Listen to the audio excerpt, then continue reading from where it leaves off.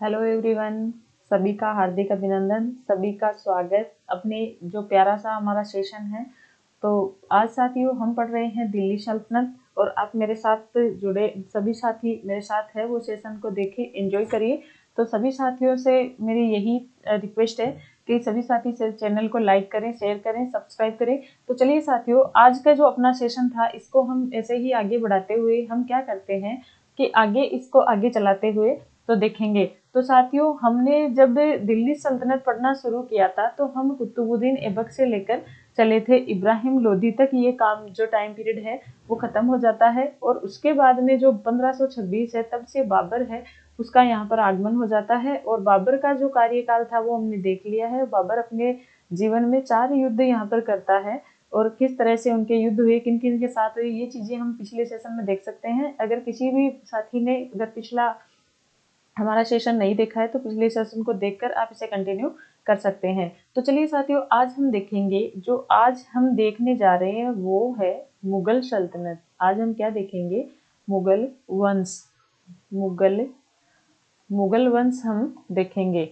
अब देखते हैं मुगल वंश है ये कब से कब तक चलेगा। तो साथियों, ये जो 1526 है तब से लेकर जो 1857 है तब तक हमारा जो मुगल वंश है वो चलेगा। यानी 1526 में बाबर है वो आते हैं, इब्राहिम लोदी को हराते हैं। इब्राहिम लोदी एक पहला सुल्तान होता है जो युद्ध क्षेत्र में जिसकी हत्या होती है और तब से मुगल वंश है वो भारत में प्रारंभ हो जाता है। और जब 1857 की क्रांति होती है तो अंतिम मुगल बादशाह होते हैं बहादुर शाह जफर द्वितीय। अंग्रेजों के समय ये होते हैं जिन्हें रंगून जेल भेज दिया जाता है और फिर उनकी डेथ हो जाती है। तो इस तरह से हम देखें तो साथियों, जो मुगल वंश है इसे 2 तरह से हम डिवाइड कर सकते हैं। मुगल वंश को हम 2 तरह से डिवाइड कर लेते हैं। किस तरह से? एक काल तो हमारा हो जाता है 1526 से लेकर 1707। एक तो हो जाता है 1526 से लेकर 1707 और एक हमारा हो जाएगा 1707 से लेकर 1707 से 1857। इसको ऐसा क्यों किया जाता है? क्योंकि ये जो काल है ये महान मुगलों का काल है। ये वाला जो काल है ये महान मुगलों का काल, और ये वाला काल है ये आधुनिक काल है। यानी उत्तरवर्ती मुगलों का काल है। उत्तरवर्ती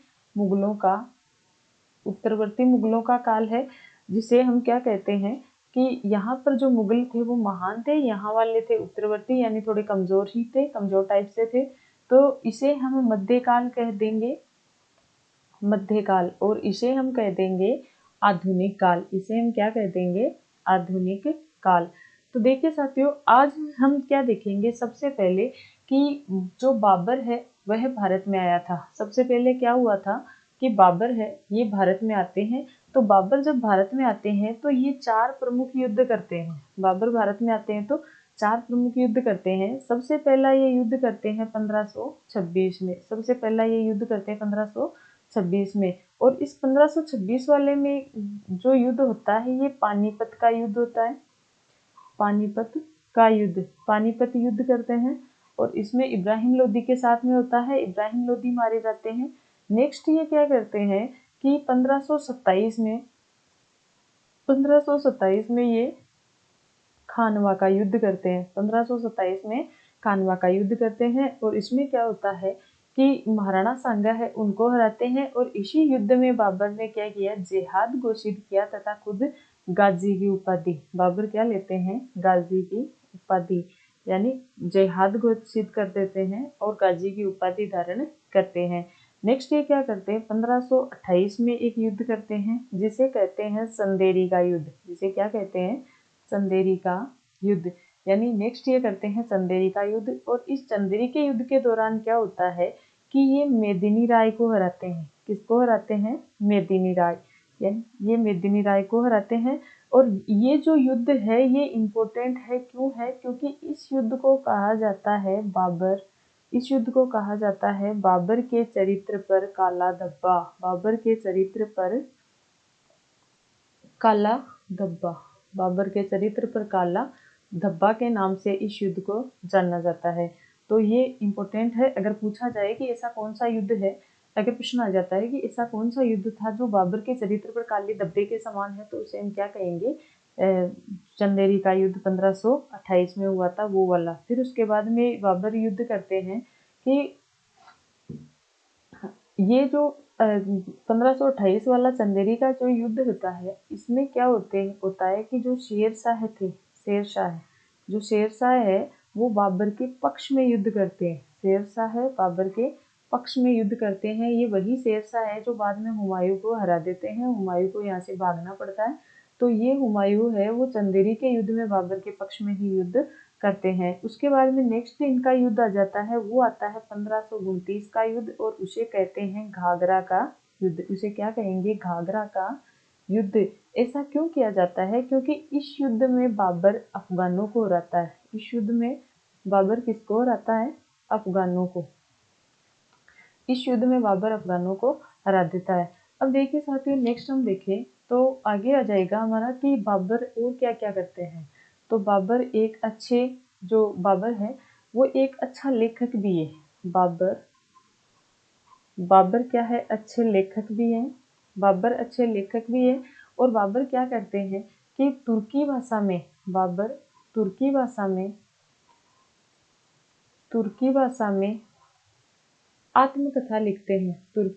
में आत्मकथा लिखते हैं जिसका नाम होता है तुजुक-ए-बाबरी। यानी बाबर अपनी आत्मकथा तुजुक-ए-बाबरी कौन सी भाषा में लिखते हैं? तुर्की भाषा में लिखते हैं। और ये जो तुर्की भाषा है इसका हिंदी अनुवाद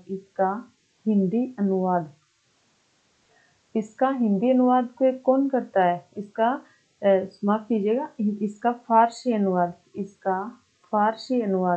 इसका फारसी अनुवाद करते हैं अब्दुर रहीम खाने खाना। यानी अब्दुर रहीम खाने खाना ने इस जो तुजुके बाबरी है इसका फारसी भाषा में अनुवाद किया था। उसके बाद में यह जो तुजुके बाबरी है इसके बाद में ये किसके नाम से प्रसिद्ध हुई? बाबरनामा के नाम से प्रसिद्ध हुई। यानी ये जो तुजुके बाबरी है ये बाद में बाबरनामा के नाम से प्रसिद्ध हुई। और बाबर ने मूलतः इसको किस भाषा में लिखा था? तो तुर्की भाषा में लिखा था। यानी ये इम्पोर्टेंट बनेगा कि तुजुके बाबरी किसने लिखी? बाबर ने लिखी। किस भाषा में लिखी? तुर्की भाषा में लिखी थी। और बाद में इसका फारसी में अनुवाद किसने किया? अब्दुर रहीम खाना ने किया था। और बाबर की जो बाबर है उसको क्या कहते हैं? आत्मकथा लेखकों का सम्राट। बाबर को कहते हैं आत्मकथा लेखकों का सम्राट। बाबर को आत्मकथा लेखकों का सम्राट कहा जाता है। बाबर ने एक कविता लिखने की नई शैली शुरू की थी। जिसे कहते हैं मुबैयान शैली। यानी प्रश्न पूछा जाता है कि जो मुबैयान शैली है, कविता लिखने की मुबैयान शैली है, वो किसने प्रारंभ की थी? बाबर ने। तो देखिए साथियों, जब 1530 में क्या हो जाता है? बाबर की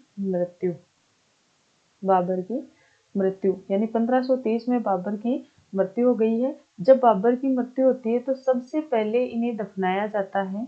कहाँ दफनाया गया सबसे पहले? तो बाबर को सबसे पहले आगरा में दफनाया गया। बाबर की जब मृत्यु हुई तो इन्हें आगरा में दफनाया गया था। लेकिन बाद में क्या हुआ कि इनकी जो कब्र थी, बाद में इनकी कब्र को काबुल भेज दिया गया। बाद में इनकी कब्र को कहाँ भेज दिया गया? काबुल भेजा गया। यानी बाबर है उसको आत्मकथा लेखकों का सम्राट भी कहा जाता है। इन्होंने अपनी आत्मकथा लिखी थी, तुर्की भाषा में लिखी थी। और इनके जो आत्मकथा थी तुर्की भाषा में लिखी गई, उसका नाम था तुजुक-ए-बाबरी है। इसका अनुवाद अब्दुर रहीम खाना ने करवाया था। और ये जो अब्दुर रहीम खाना है, इन्होंने इसका फारसी भाषा में अनुवाद किया। उसके बाद में ये बाबरनामा के नाम से प्रसिद्ध हुई। तो देखिए साथियों, बाबर की मृत्यु 1530 में होती है। और जब इनकी मृत्यु होती है तो इनको आगरा में दफनाया जाता है। लेकिन बाद में इनकी कब्र को कहाँ भेज दिया जाता है? काबुल। क्योंकि बाबर की इच्छा थी कि वो अपने जो मूल स्थान है वहीं वो दफन होना चाहते थे। तो उनकी कब्र को बाद में कहाँ भेज दिया जाता है? काबुल भेज दिया जाता है। उसके बाद में साथियों देखते हैं नेक्स्ट। इसके बाद में हम देखेंगे कि इनके बाद में इनका जो पुत्र है वह आता है हुमायूं। बाबर का पुत्र है हुमायूं। बाबर के पुत्र हुमायूं। अब देखो इनका जो शासनकाल है वो हमें देखने को अलग अलग देखने को मिलेगा। एक बार तो ये आते हैं 1530 से 1540, फिर उसके बाद में ये फिर से आते हैं 1555 में और 1556 तक। यानी ये क्या करते हैं, 2 बार यहाँ पर आते हैं, एक बार आते हैं फिर चले जाते हैं, फिर से ये आते हैं। तो इनका शासनकाल हमें 2 बार देखने को मिलता है। तो इनका जो कार्यकाल है उसके अंतर्गत कुछ मुख्य बातें हैं, हम देखेंगे कि 1539 में एक युद्ध होता है। 1539 में चौसा का युद्ध होता है। चौसा का युद्ध 1539 में चौसा का युद्ध होता है। और किस किस के मध्य होता है, तो ये है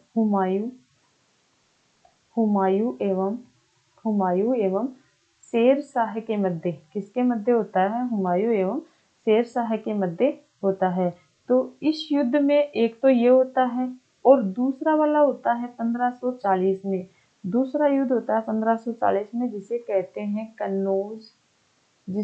हैं कन्नौज या बिलग्राम का युद्ध। कन्नौज या बिलग्राम का युद्ध, इसे कहते हैं कन्नौज या बिलग्राम का युद्ध। तो इसमें क्या होता है कि शेरशाह सूरी है वो हुमायूं को हरा देते हैं। यानी शेरशाह सूरी है वो क्या कर देते हैं, हुमायूं को हरा देते हैं। और शेरशाह सूरी है इन्होंने सूरवंश की स्थापना, शेरशाह सूरी ने सूरवंश की स्थापना की थी। ये सूरवंश की स्थापना करते हैं। हुमायूं इस समय क्या करते हैं, ईरान की तरफ भाग जाते हैं। कहाँ चले जाते हैं, ईरान भाग जाते हैं। ईरान भाग जाते हैं जहां उन्हें ईरान का शासक होता है, ईरान का शासक। तो ईरान का शासक कौन था, तहमास्प। ईरान का शासक कौन था, तहमास्प। ये क्या करते हैं, हुमायूं को शरण देते हैं। तो ये जो ईरान के शासक थे तहमास्प, ये क्या करते हैं, हुमायूं को वहां पर शरण देते हैं। जब हुमायूं है वो कहाँ चले जाते हैं, हुमायूं है वो ईरान की तरफ भाग जाते हैं। तो ये क्या करते हैं, उन्हें वहां शरण देते हैं। उसके बाद में देखो शेरशाह के जो कार्य, शेरशाह ने क्या क्या कार्य किए थे वो हम देखेंगे। तो शेरशाह के कार्य देखो क्या क्या कार्य करते हैं। तो सभी साथी नोट्स बनाए, इसमें लिखे कि सबसे पहला काम शेरशाह क्या करते हैं, रुपया शुरू किया। इन्होंने सबसे पहला काम क्या किया, रुपया शुरू किया। यानी ये रुपये की शुरुआत करते हैं। उसके बाद में ये दूसरा काम क्या करते हैं कि जीटी रोड है वो बनवाते हैं।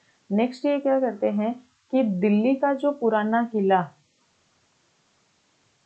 दिल्ली का जो पुराना फोर्ट है वो बनवाते हैं। फिर उसके बाद में अगला ये क्या करते हैं कि सासाराम में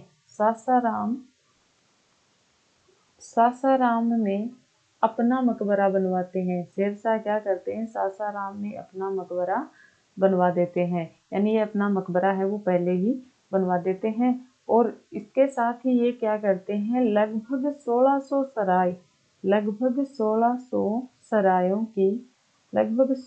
सरायों की स्थापना करते हैं। तो ये काम है वो शेरशाह है वो खुद करते हैं।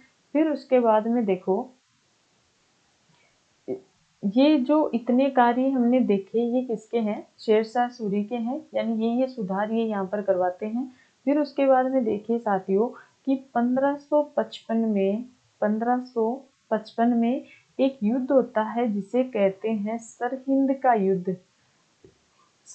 का युद्ध या मच्छीवाड़ा का युद्ध। सरहिंद का युद्ध या मच्छीवाड़ा का युद्ध के नाम से जाना जाता है। तो इसमें क्या होता है कि हुमायूं है वो हुमायूं ने इस युद्ध में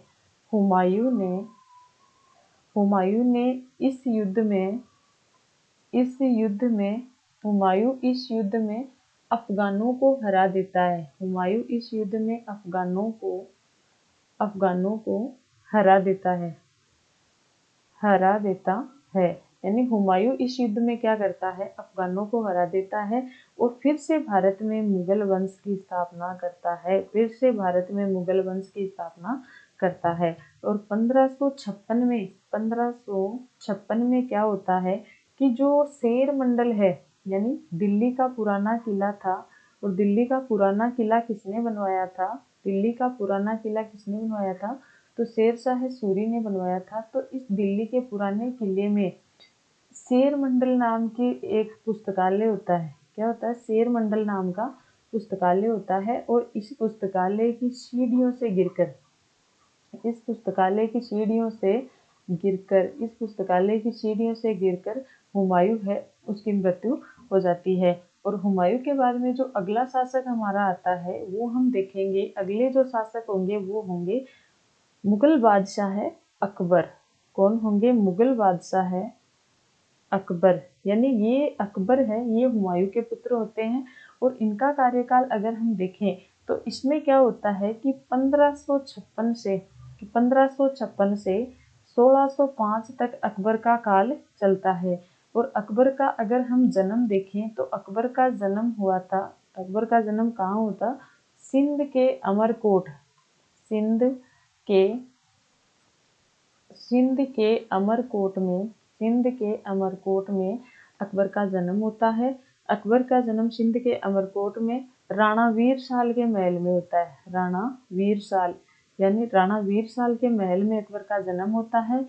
और यह मुगल जो इसमें क्या होता है कि सिंध के अमरकोट में इनका जन्म होता है तथा पंजाब के कलानौर में अकबर का राज्यारोहण होता है। पंजाब में एक स्थान है कलानौर। पंजाब में क्या है? कलानौर। तो कलानौर में क्या होता है? राज्याभिषेक होता है। कलानौर में राज्याभिषेक होता है। और साथियों आगे हम देखें तो इनका जो संरक्षण होता है वो संरक्षक कौन होता है? बैराम खान। इनके संरक्षक कौन होते हैं? बैराम खान। यानी बैराम खान क्या है? संरक्षक है। क्योंकि जो अकबर है जब शासक बने थे तो वो कम ही आयु के थे और उस समय उनके संरक्षक कौन थे? बैराम खान थे। अब जो ये अकबर है ये क्या थे? अशिक्षित। अकबर क्या थे? अशिक्षित बादशाह थे। तो अकबर है वो अशिक्षित बादशाह थे, परंतु उसने उन नीतियों और व्यवस्थाओं का निर्माण किया था। यानी इन्होंने ऐसी नीतियां और व्यवस्थाएं बनाई थी जिसके चलते जो इनका मुगल वंश है वो 300 सालों तक राज करता है। यानी इन्होंने ऐसी नीतियां बनाई जिनके चलते मुगल वंश है वो 300 सालों तक क्या करते हैं? राज करता है। और 1556 में जब पानीपत का दूसरा युद्ध होता है, 1556 में पानीपत का दूसरा युद्ध होता है तो अकबर के संरक्षक बैराम खान, यानी 1556 में पानीपत का द्वितीय युद्ध होता है। और उस समय ये जो बैराम खान है यही क्या करते हैं? हेमू को हराते हैं। हेमू को हरा देते हैं। यानी इस युद्ध में अकबर की तरफ से कौन था? बैराम खान ही थे। और ये बैराम खान है ये हेमू को वहां पर हरा देते हैं। अब देखते हैं साथियों आगे है 1556 से 1560 के बीच क्या हुआ था। तो इसमें क्या हुआ था कि जो अकबर का शासन है वो किसके प्रभाव में था? बैराम खान के प्रभाव में। अकबर का शासन है वो बैराम खान के प्रभाव में था। ऐसा क्यों हुआ था? क्योंकि बैराम खान है वो अकबर के संरक्षक थे। तो 1560 में क्या होता है कि अकबर ने बैराम खान को हरा दिया। यानी 1560 में बैराम खान है वो राजकाज के कार्यों में थोड़ा इंटरफेयर करने लग जाते हैं। तो अकबर को ये अच्छा नहीं लगता है और अकबर क्या करते हैं? 1560 में बैराम खान को हरा देते हैं। और बाद में उसके बाद में ये क्या करेंगे? गुजरात के पाटन में गुजरात के पाटन में ये क्या करवा देते हैं? बैराम खान की हत्या करवा देते हैं। तथा बैराम खान की पत्नी होती है सुल्ताना बेगम। बैराम खान की पत्नी होती है सुल्ताना बेगम। इस सुल्ताना बेगम से अकबर है वो निकाह कर लेते हैं। और उसके बाद में इनका एक पुत्र होता है जिसका नाम होता है अब्दुल रहीम खाने